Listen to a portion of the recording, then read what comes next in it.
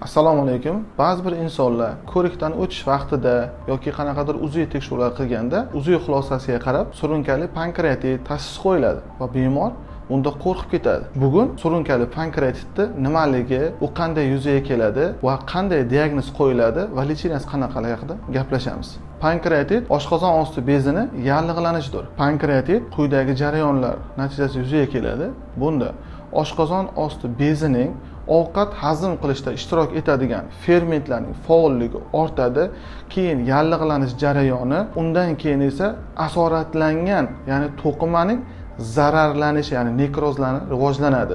Pankreatitga olib keladigan sabablarga alkogol, gazli va sovuq ichimliklarni ko'p miqdorda iste'mol qilish, ovqatlanish tartibining buzilishi, turli xil dorilarni uzoq muddat qabul qilish, 12 barmoq o'choq yallig'lanish kasalliklarida, pankreaduodenal sohasidagi o'smalarda, oshqozon osti bezining tug'ma nuqsonlarida, bundan tashqari yuqumli kasalliklarda va ba'zida turli xil kasalliklar fonida ham rivojlanishi mumkin. Oshqozon osti bezi yallig'lanishi kechishiga qarab ikkita turga bo'linadi.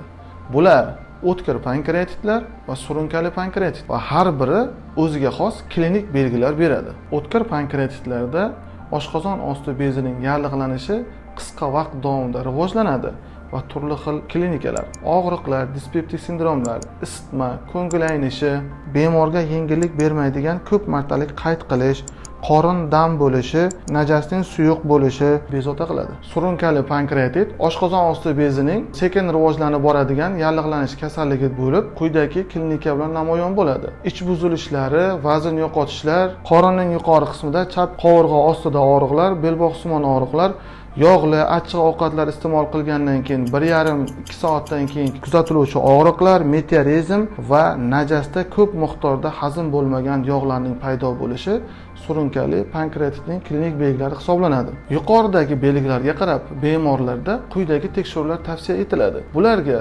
laboratoriya tekshiruvlaridan alfa amilaza, lipaza, instrumental tekshiruvlardan UZD, MRT, KT, MSKT tekshiruvlar qilinadi. Bemorlarga diagnoz qo'yish uchun faqat bemorning UZDsiga yoki laboratoriya tekshiruviga qaramasdan bemor shikoyati, laboratoriya tekshiruvida chiqqan natija javobiga va instrumental tekshiruvdagi javobiga qarab birgalikda diagnoz qo'yiladi va shularga qarab davo taktikasi tanlanadi.